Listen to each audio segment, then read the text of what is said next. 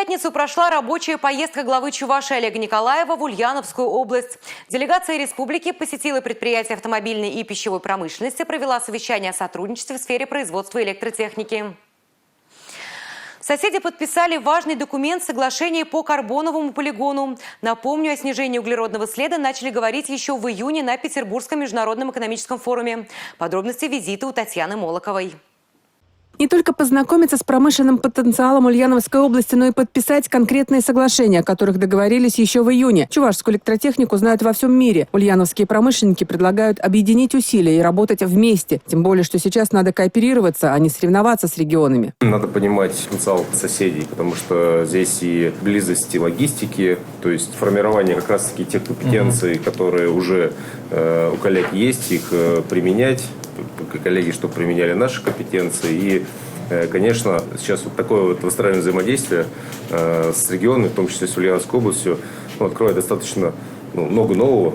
Один из возможных вариантов кооперации – объединение кластеров промышленности двух регионов. В планах развития промышленной инфраструктуры и организация закупочных сессий. Одна из договоренностей – парки оборудования предприятий Ульяновской области могут обновиться чебоксарскими погрузчиками. Александр Кондратьев отметил, что речь о возможных поставках на завод металлоконструкции вилочных погрузчиков Чебоксарского завода силовых агрегатов. Один из важнейших итогов визита – Чувашия может начать поставлять хмель для ульяновских заводов. Об этом говорили во время экскурсии по заводу «Трехсосинский» и на личной встрече Олега Николаева и Алексея Русских. Взаимовыгодное сотрудничество участников хмелепроизводства поможет сформировать кооперационную цепочку, а впоследствии создать кластер, использовать научно-исследовательские программы и реализовать инновационные процессы. Мною поставлена задача, что рядом есть регион, который вполне мог бы импортозаместить, конкретно Чувашская республика. Но здесь нам необходимо будет проделать в том числе и научную работу, потому что те сорта пива, которые они производят на определенной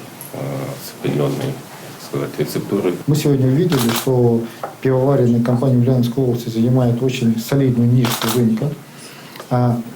Чувашская республика обладает возможностями обеспечения необходимой сырьевой составляющей для производства такого рода продукции. Аграрные вузы двух регионов сейчас вплотную займутся соответствующими научными исследованиями, что позволит решить вопросы импортозамещения и задать тон на рынке пивного производства. Об экспортной продукции говорили на открытии Центра компетенции технологии композитов. Производимые в Чувашии композитные материалы пользуются спросом в странах Северной Америки, Европы, Ближнего Востока и Австралии. Олег Николаев отметил важность композитной отрасли и выразил готовность республики участвовать в совместных межрегиональных процессах, начиная от научных исследований и заканчивая подготовкой кадров. Чувашская республика на сегодняшний день композиты занимают достаточно хорошую долю, я бы так сказал, вообще на рынке Российской Федерации есть уже экспортная составляющая, то есть признанная, скажем так, продукция со стороны потребителей за рубежом.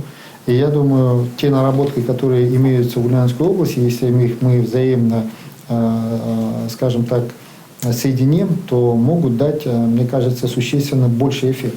Профильные министерства и заинтересованные предприятия подписали документы о сотрудничестве, а переговоры идут уже о поставках конкретных деталей и техники. Развивая вот эти кооперационные связи, мы в том числе можем их юридически оформить в виде, допустим, межрегиональных кластеров, чем Чувашская республика последние 2 года очень активно занимается. И создание вот такого рода юридических образований нам позволит не только организовать эти кооперационные связи, но и еще существенно усилить эти связи формами государственной поддержки со стороны правительства Российской Федерации. Эта работа вышла в практическую плоскость. Наша КТЦ «Металлоконструкция» уже поставила на испытание гидроцилиндры. Компания «Полесье» ведет работу над созданием продукции, копии техники, которую выпускает концерн «Тракторный завод». Это презентационная продукция.